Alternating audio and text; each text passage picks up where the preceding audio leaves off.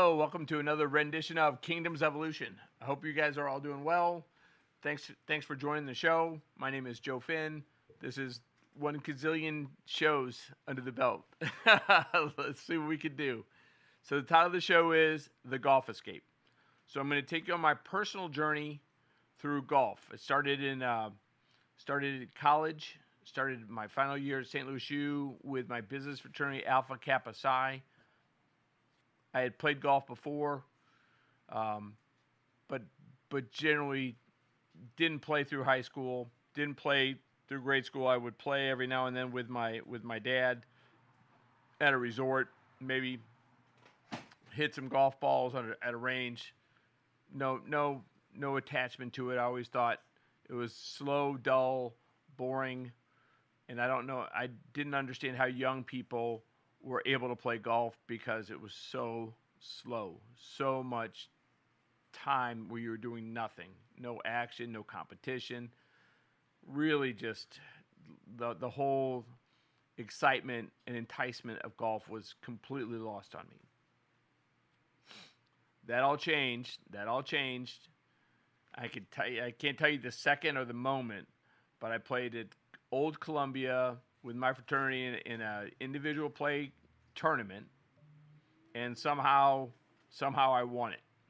And I think they handicapped, like they went randomly through the scorecard, and when you had a bad hole, they took that bad hole. They took that hole, whatever hole it was on the course. So 18-hole tournament, individual play, no gins, no nothing like that. But they picked out, say, 5 holes out of the 18. And for everybody on those 5 holes, they added up your handicap, and that was your handicap for 18. And so when they did it, they must have picked like the 5 holes that I shot like 200 on. But when they handicapped it, I ended up winning the tournament, and it was on. And from then on, total golf bug, hitting golf balls, loving it. You know, I was going to be the next Arnold Palmer, but I was already like 22. I was just way too late in the game. Way too late in the game for me, but you know, I'm a little crazy. So for me, it was never too late for Joe Finn. Never too late. That's just my attitude, which is slightly crazy. So, but I wanted to share. So I went back through, and I wanted to share these words because these are some of the most, for golfers and for life. These were some of the most. I hate reading on the show. But there are times where reading on the show is imperative to making the show why I'm doing the show. So this is from a guy named J.J. Spawn, who you may, if you watched Golf Sunday, he's the gentleman that won the U.S. Open. And so this is what he said after he won the U.S. Open, after he made what I think is the greatest putt that's ever been made. He said, Last year, and excuse my reading, because my eyes aren't the greatest. Last year in June, I was looking like I was going to lose my job, and that's when I had this moment where I think, where if this is how I go out, I might as well go out swinging. That's kind of how my coach tells me about my golf shots on my golf swing on the course. If there's a challenging shot, he's like, at least go down committing to the shot. Don't bail out right because you feel uncomfortable. Just go down swinging. You might as well put, sorry about this. I can't make it any bigger. I'd read it better. You might as well go down. You might as well put the swing you want on it. And if it doesn't work out, it doesn't work out. That's kind of the mantra I've been having all year. Put the swing on it that you want and let the results be the results. And I think a lot of us, and you saw a lot of it at the U.S. Open as they went down the stretch, a lot of those guys bailed. They didn't put the swing on it that they wanted. They may have told themselves, don't miss it right, don't miss it left, Don't do this. Don't do that, which is a natural thing for golfers. It's a natural thing. It's a natural thing in life. Don't do this. Don't do that. And what I thought was so inspirational about this was put the swing on it. It's not just golf, right? It's not just golf. Put the swing on it that you believe in, commit to it, and put the swing on it. And deal with it afterwards. Prepare, practice, but put the swing on it that you want to put on it, that you believe in, and deal with what happens next. And JJ Spawn, all the way through that last putt, you could tell he was putting the swing on it that he wanted to put on it, that he believed in. And you can see it all in that last putt. You can see it all. And it was a beautiful thing to behold. The whole finish by JJ Spawn. If you watch the beginning of that tournament, he's the only golfer to ever win the U.S. Open shooting 40 or more on the front nine. He shot 40 on the front nine. But if you look at his 40, I think he had maybe 5 bogeys and a birdie. But if you look at one of his bogeys, like on the second hole, he hits a zinger right at the flag. It's a possibility of going in the hole. It's so brilliant of a shot. It hits the flagstick. But it doesn't just hit the flagstick and stop. It hits the flagstick and rolls 50 yards. 50 yards. So he hits the green. Ball's got so much spin on it. When it hits the flag, it normally would have gone above the hole, spun back to maybe 10 feet. But it hits the flagstick. And it doesn't take the spin off. So when it hits the flagstick, spin's still on the ball, it goes backwards and rolls off the green, off the front of the green, into the fairway 50 yards. Not 50 feet, 50 yards from the hole. And he doesn't stop. He doesn't stop. God gave him a rain delay to collect himself, figure out the back nine, and he did just that. And he came back and he won the tournament. Because he put the swing on it that he believed in. Not the swing he didn't want to make, not the mistake he didn't want to make. He put the swing on it with the help of a caddy, rationality, with the help of a caddy, put the swing on it that they decided was the best swing in the best place, and he put the swing on it to put it there. And he did that the rest of the day, and he won the tournament. One of the only person to shoot under golf on that course. I think he was 1 under for the tournament. Unbelievable. So, let's go back to my journey, which is not going to be nearly as exciting as JJ Spawn's. And I'll finish this. I'll finish my show with where I am right now. I'll finish the show with where my journey is right now with golf, and I'll try to throw out a few ideas on things that you might be able to use to help your golf game. So started in that tournament with Alpha Kappa Psi. So I got the golf bug now. I'm hitting golf balls. I'm going out to Forest Park, flat nine, hitting fades. Call them fades, call them slices, whatever you want to call them. But I'm hitting the ball pretty good. Getting better. I'm getting better because I'm hitting a lot of golf balls. And I'm putting pretty good. I'm a pretty good putter. Not a great putter, but a pretty good putter. Fast forward, I like playing for money. It's the juice that I didn't get from playing golf, like just playing golf. I can't say I never played golf for fun, but I always played golf for money. So people that play golf for fun, I don't really understand it.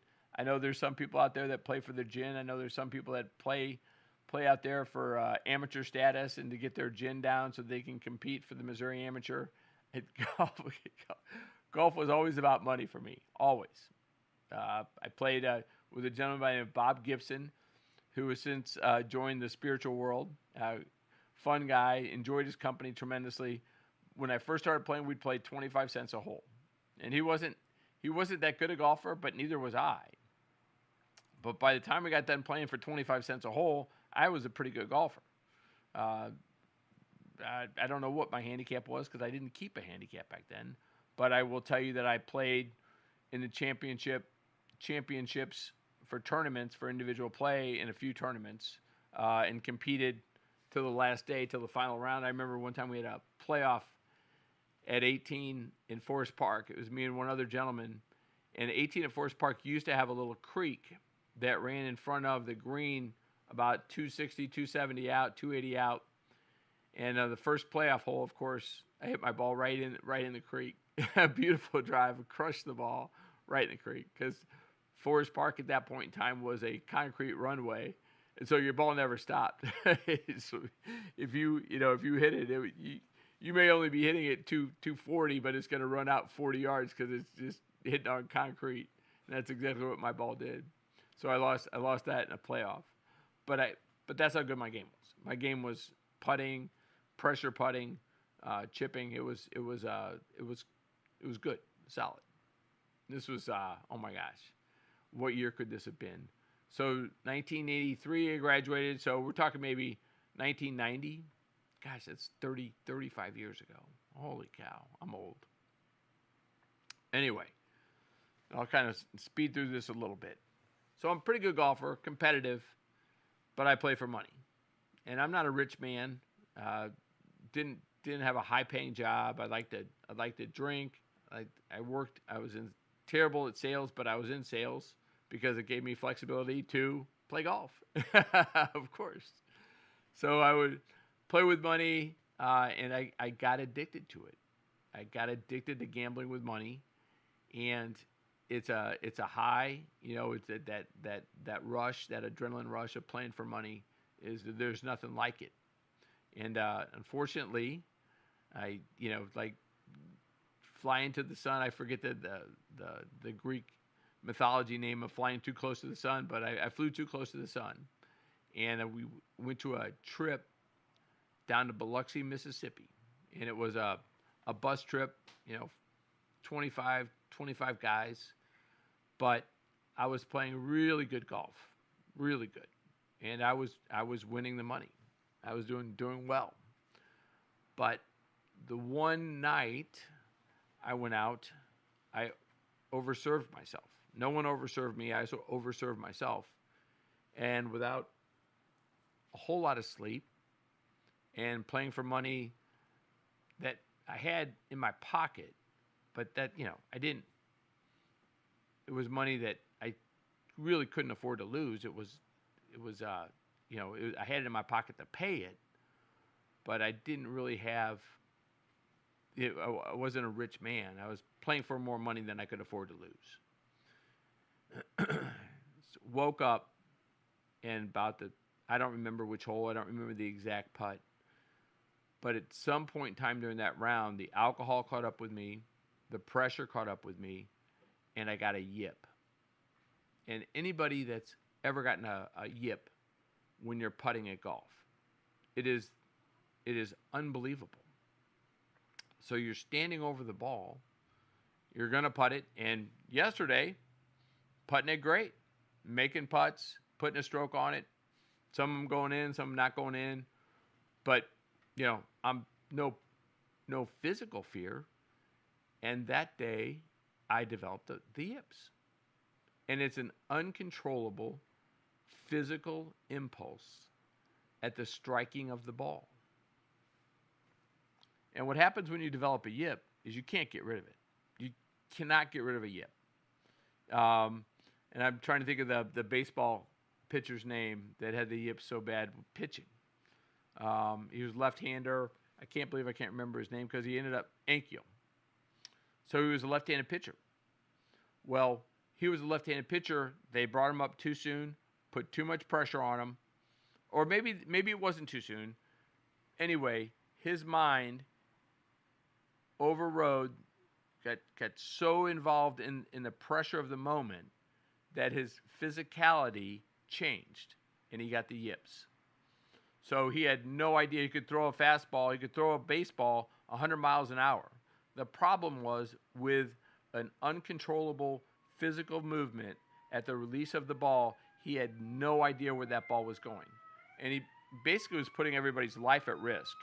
Because if you're standing up there and guys throwing a ball 100 miles an hour, you have about a second to figure out whether or not to get the hell out of the way. And if it's coming at your head, maybe you can get out of the way, maybe you can't. you're standing up there with the intent of hitting the ball, and the pitcher has no idea where he's throwing it. So Ankiel wasn't out there trying to scare people or move him off the plate. He literally had no idea where that ball was going when he threw it. So that's putting. Only in putting, it's that hole is small. That hole is small.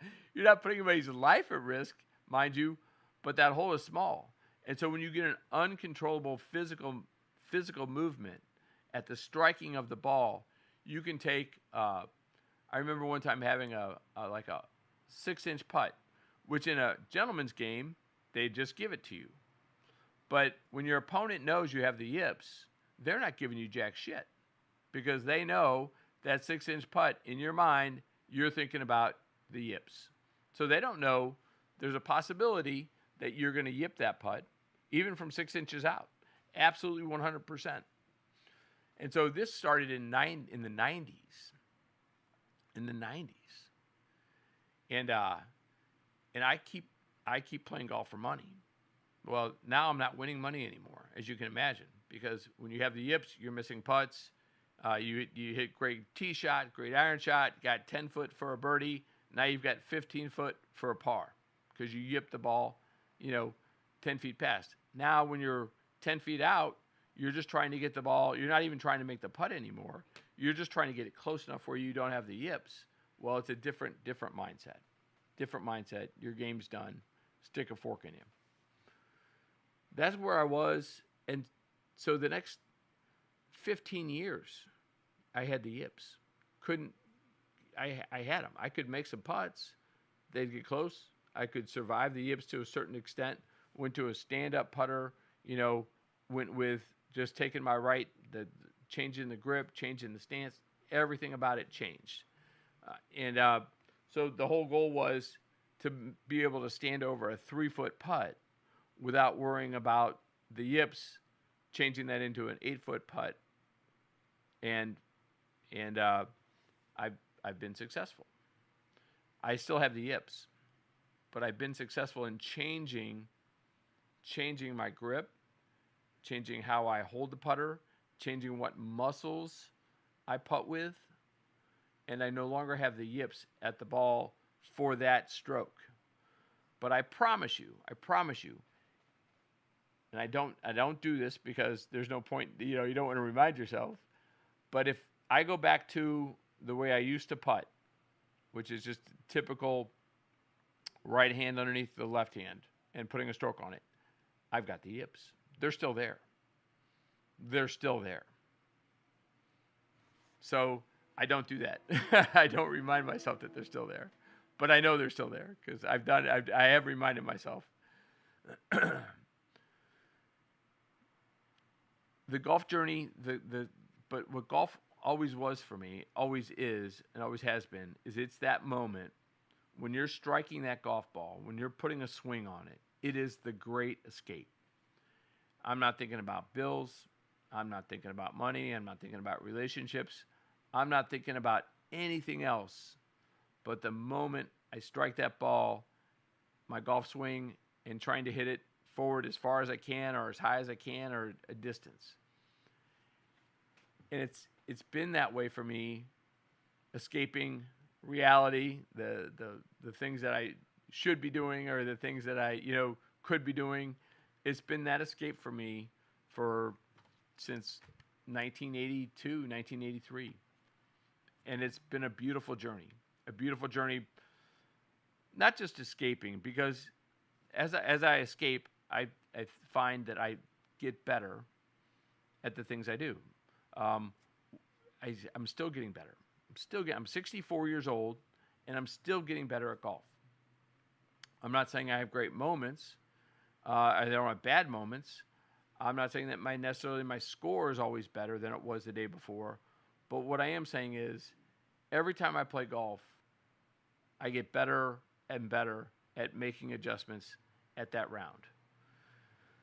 I credit LifeWave, the LifeWave patch, for the mental ability.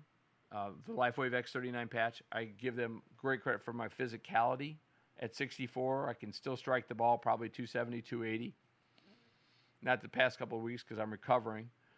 from surgery, but I know my strength is as good as it was when I was 30 years old, which most people can't say. I play golf with people that are 70, 74, and I outdrive them by 50, 60 yards, and that age distance, and even people that are 50, people that are 50 can generally keep up with me. But I know that I'm in an elite category when it comes to driving distance at over 50, and I'm 64. I'm not just over 50. I'm a decade and a half over 50, and I credit LifeWave and the X39 patch for a lot of that. So the journey goes on, and we'll get to the end of the journey, because this is where I kind of want to get to. So the putting, you're a golfer, and so I think I had 25 putts my last round. I wasn't off the tee. I'm still recovering from surgery. Can't swing the club that fast, so I wasn't getting off the tee that well. I can't swing the irons that hard, so I wasn't hitting my irons particularly crisp. I haven't been practicing at the range with my irons or my driver, so kind of a little bit all over the course. I shot a 75. So it could have been an 85 the way I got off the tee.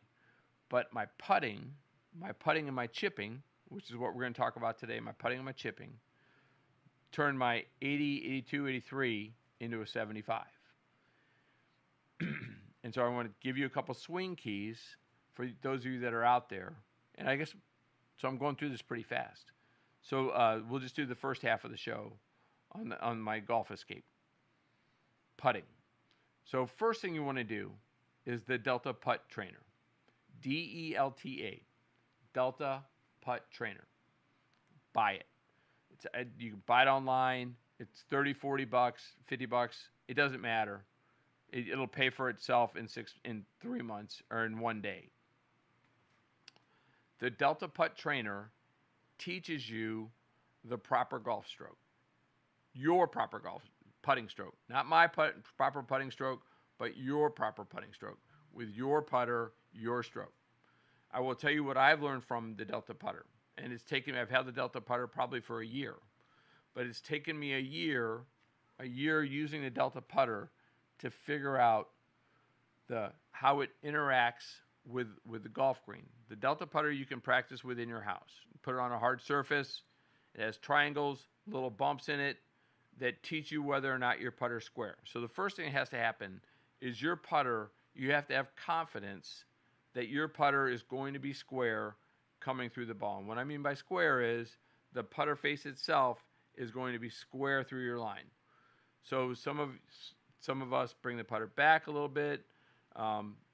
You may have your own putting stroke. I'm not telling you what your putting stroke needs to be. My putting stroke is to bring it straight back and straight through. That's my putting stroke. You can have your own putting stroke. Depends on your putter. Depends on how you bring it back.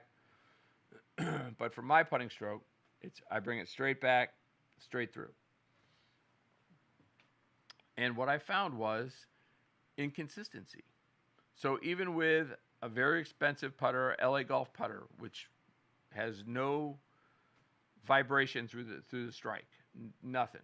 Don't feel anything. You don't even really know your putter hit the ball. It's brilliant. I love it. But there's all sorts of putters out there that are fantastic. I just happen to be a big believer in LA Golf, their putter. What I found was, even with the LA putter, that my backstroke still changed the squareness of my club through the ball. So I had to work on getting my backswing straight, so that when I came through the ball, I wasn't rotating the putter face through the ball, because it's very difficult to time a rotating putter face through contact. So if you have the same putt, same distance all the time, that's great. It makes it a little bit easier to figure out when that squareness is, but that's not how golf is. Golf is you've got slope, you've got distance. So every time you putt, it changes. So your distance back is going to change. Your distance through the ball is going to change. So what I found for me was bringing the putter putter head back straight helped me deal with the difference change in keeping my putter face square to the puck as I practiced. So the next thing I found was if I bring the putter up, if like when I putt, the first thing I think of is I got to bring the putter up. I've got to bring the putter up for me. For me, that's how I start my putting stroke, bringing the putter up. And then here was the nirvana moment. So I was bringing the putter up and I was following through. So following through the putt, right? So when I up and through, and up and through your line. The problem is when you bring it back and go up, bring it up, and then through your line, when I noticed when I'd go through my line, my putter face, my putter wasn't always, I was trying to change my putter up through the line. So if I had a right to left putt or a left to right putt, I'd try to bring my putter up through the line that I was trying to go. Well, it changes the squareness of your club through the ball. And so you may think your follow through is helping you stay on that line, but it's not. It's not helping you stay on the line. As a matter of fact, it may be kind of like an iron swing. It may be affecting whether or not your putter stays on the line you want. Are you ready for this?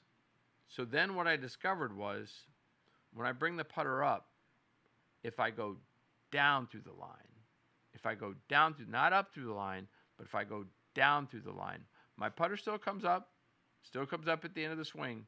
But if I go down through the line, down through the ball, bring it up, and then down through the line, what I found was the ball goes on the line that I envisioned. So I'm not worried about the follow through. I'm just worried about the down through the line. And what I found was you don't need as big a stroke to hit it down through the line. And when you go bring it up and then down through the line, down through your line, your ball has a much better chance of staying on the line that you envisioned, that you picked out for that putt. The next thing I realized using the Delta putter, so think about that. Just think about your putting stroke and how you're coming through the ball, whether your putter's square or not, but then think about how you're coming through the ball. Are you going down through the ball? I would recommend you try bringing it up and then going down through the ball on the line you want, on the however you're squared up to the hole. The next thing that really helped me with my last round of putting was kind of when you're in space, it's three-dimensional, right? So the odds of hitting something in three-dimensional space are almost astronomical, almost impossible. We're two-dimensional, right? Two-dimensional world. So things are a little bit more possible. But what I noticed on my putts was, it's very difficult to line up a putt because when you're at the angle, the slightest change, like you may think you're not making a big change. You may not think you're making a big change with your putter. Like you may just move it just a little bit. But if you look at the actual angle change that you're making with your line, what you'll find is you're not even close. You're not even close to hitting what you thought was the right line, because you're making adjustments based on eyesight, based on line, based on braking, and then when you go over the putt, you're moving that tip, that directional arrow. You're moving it just a little bit like that. Okay. Well, it's a 1 ball, 2 ball outside the hole. Okay. So so here's a straight putt. Your ball's going to break to the right, 2 balls. So you go, okay, well there's 2 balls. I'm gonna change my line to that. But when you really look at where you've lined up, where your squareness is, you'll find that you're 4 balls outside the hole to the left. Your ball has no chance of going in that hole. None. No chance. So you want to make the putt, and you've lined up where you think you needed to move that target point to be able to make that putt. But the reality of it is you're nowhere close to it. You're nowhere close to it. And so that's going to mess up. It messes up your putt because mentally you think you're in the right place, but then when you make the putt, you realize, oh man, that wasn't even close. It's like, but you did what you were supposed to do. You lined it up, you put a stroke on it, and it doesn't even come close to the hole. I mean, it doesn't even come close. And you're thinking to yourself, well, how is that possible that I took all this time lining up, reading the green? Like you see these people that take an hour to line up their putts, right? And then they get over the putt, and it doesn't come close, and it's just like, well, couldn't you have done that in like 10 minutes? Could you, if you're going to putt that poorly, couldn't you have done that a lot faster?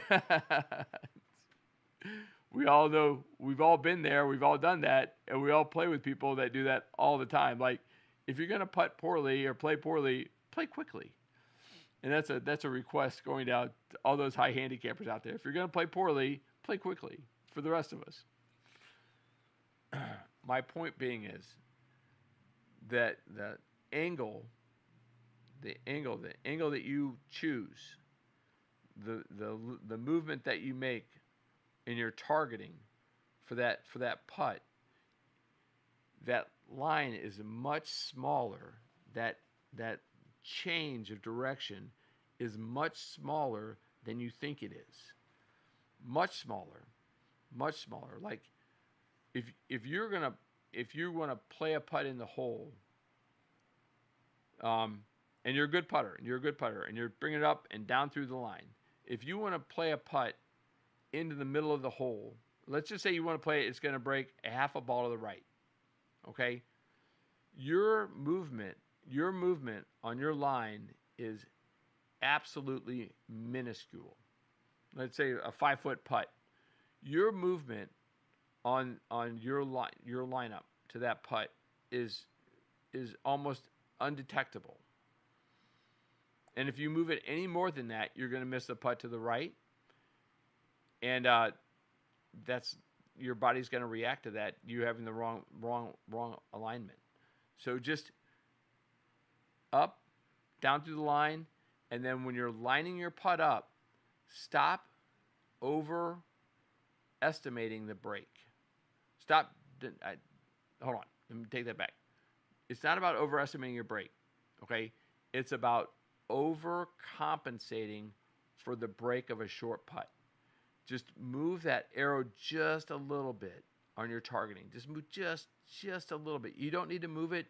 You basically only need to move it just a little bit on shorter putts, because that little bit of movement is going to, when you hit up and down through the line, that little bit of movement is going to keep the putt in the hole, and it's going to make it go in. And I would say also on short putts, this helps you if you misread a short putt. Like let's say it's a straight putt. It's not going to break to the left. If you just move it just a little bit to the right, it's still going to go in. It'll catch the left lip, and it'll still go in. You're screwed if the putt breaks to the right. I mean, you are because it's gonna take your line and it's gonna move the putt to the right. If you've got a great speed or whatever, it might still hold the hole. But if you've misread the putt, you're just gonna miss the putt. The pros miss putts. You watch. I'm going to show my age here in a moment, but Scheffler at the U.S. Open missed it may have been less than 1 foot. Scheffler, U.S. Open, final day, missed a 1 foot putt. And I think he missed a couple other putts too. You're not Scotty Scheffler. Scotty Scheffler does this for a living. Scotty Scheffler is the best golfer in the world. Scotty Scheffler missed a 1 foot putt. So don't get so upset with yourself. It's okay. It's okay. I laugh some of my golfers when they get so mad at themselves when they hit a bad shot. It's just like, you're not a pro golfer. It's a terribly difficult game. You're going to hit bad shots. The pros hit bad shots. They're trying to make a living doing this. They're trying to feed their family. They hit bad shots. This is their one and only. This is the only thing they do. And they're hitting bad shots. Lighten up. next thing I want to talk about is chipping. So I don't want to say I'm a great chipper, but I'm a pretty good chipper. I'm a pretty good chipper. Pretty solid. Pretty solid. And I've gotten better. And how did I get better? How did I get better at chipping? Same kind of the same process a little bit. Bring first thing, I don't even have to tell myself anymore because I just do it. But the first thing you want to do when you're chipping is bring the club up. That's your first thing. That you can't bring it. Don't bring the wedge 54, 58. Don't bring it back. Bring it up. It's going to go back anyway when you bring it up. You don't have to worry about bringing it back. Bring the club up because that's going to facilitate you bringing it down. The next thing is go to a short range. Get a metric. When I say get a metric, it's like, okay, 50 yards out. Go 50 yards. Walk them off. I walked them off. I walk out 50 paces. 50 paces, drop a bucket of balls. Okay. From 50 yards out, you're going to develop an up and down swing, sometimes high, sometimes low. But you're going, and you can change it. But it's the velocity. What really makes a difference is it's the length of the backswing and the velocity through the ball that is going to make it go 50 yards. Okay? So bring it up. Keep your grip. It's a mini golf swing. Bring the club up. 50 yards of velocity. Get the velocity down to hit that shot 50 yards. 50 paces. I say 50 paces because I like to walk things off. It gives my time. I get to feel the distance. Sometimes you have time to walk it off. Sometimes you don't. But I like to try to walk. If I don't have time to walk off the 50 yards, I've got time to walk off 25. So from 25, I can get a visual of how far I am from the hole. If I'm still 25 yards out, I'll look back at my ball. My ball's halfway between. It's a 50-yard shot. A lot of you guys with guns, you know exactly how many paces that you want to hit it. The better you get at chipping, the more you'll want an exact number, and I'll tell you why. You're having problems chipping. So after you get done with that 50 yards, you know what your 50-yard swing is. So then move it up to 35. Move it up to 30. Take half a bucket, put it at 50. Half a bucket, put the other half bucket at 25. Go back to 75. Go back to 100. And then in your mind, you know a 50-yard swing. So this is 60 yards. Okay, so then you just tell yourself, this is a 60-yard swing. And let your subconscious, let your mind hit distance. So you don't worry about line. When you're chipping, line your body up the best you can, okay? Don't worry about following through line. Don't worry about hitting it here or hitting it there. When you're chipping, you line it up because you're automatically in your mind, when you've lined the chip up, when you've envisioned the chip, you've already put your body on line to hit that chip. You've already put your body in the mindset to go for that pin. So don't worry about where the pin is. Don't worry about where the sand is. Don't worry about where the green starts. Don't worry about any of that. All you want to think about is what is the swing I want to put on this? How many feet, how many steps am I trying to hit this ball at the end of the day? Is it 25 steps to the hole? So it's 25 steps to the hole, but the last 10 are downhill. Okay, well, you're not hitting a 25 pace shot then, are you? No, you're not.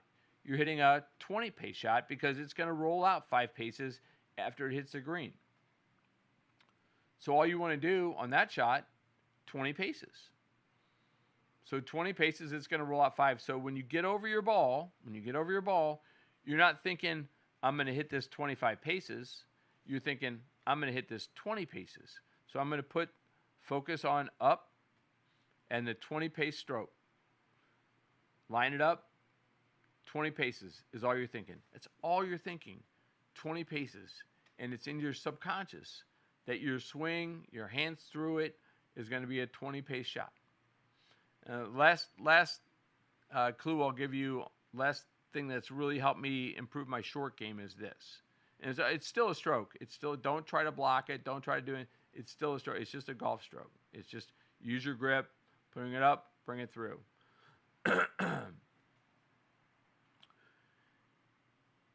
When you're, let me think about this for a second.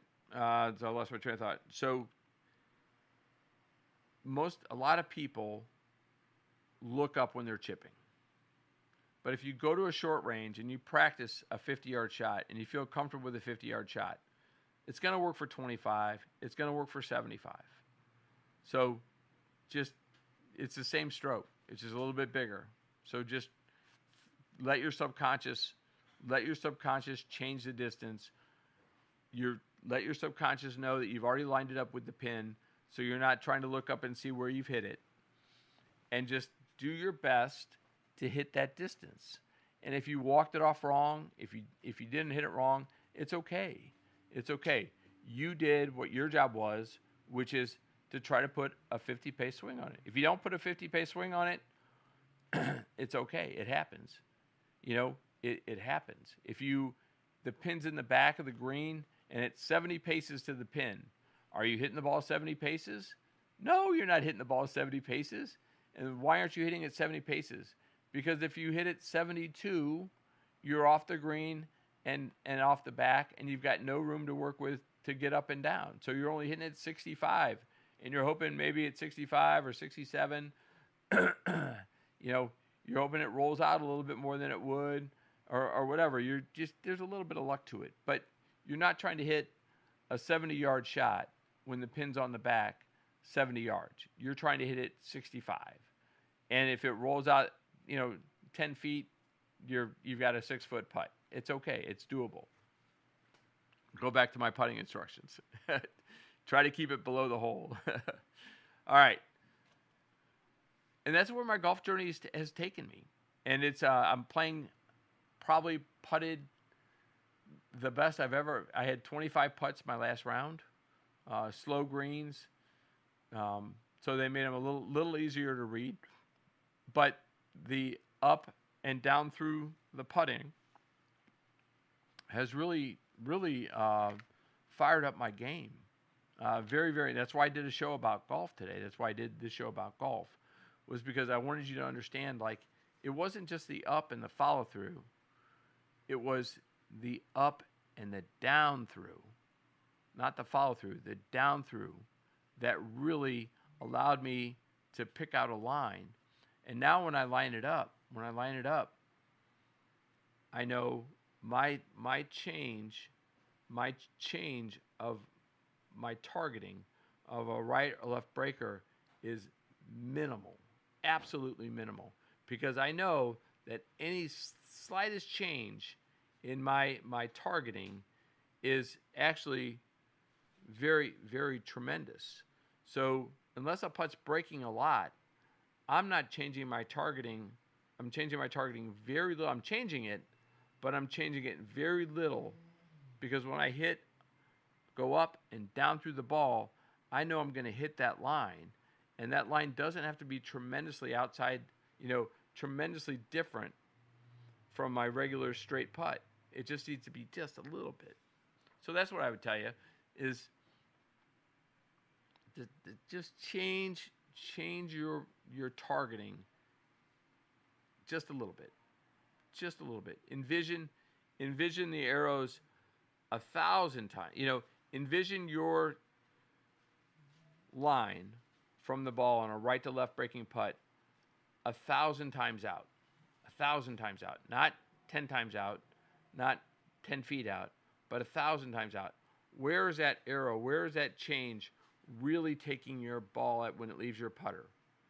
And if you just minimize that line and go up, down through the putt, and don't worry about your follow through, just go up and down through the putt, you'll find that you're going to hold your line better.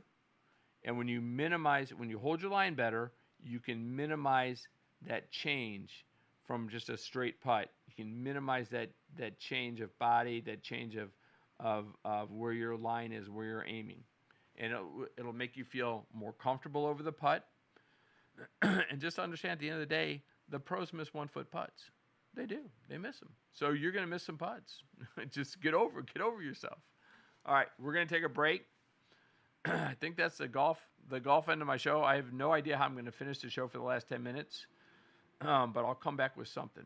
All right, here we go. Let's listen to, well, if I can find my arrow. Where's my arrow? Okay, well, we've lost our arrow. Justin, help. Where's my arrow, bro, lad? I've lost control of my show. There it is. All right, thank you. And let's, you know what I want to listen to? Let's find something appropriate here. I know what it is. Since I love to play for money. Oh my gosh, I still got to be on. I still got to have him, don't I? Where'd he go? Oh, there's a song I want to listen to. Doggone it. He's not on here anymore. Wait a minute. Nope. That's it. Shoot. All right. How about, well, it's not on here anymore, but I used to have a song on here.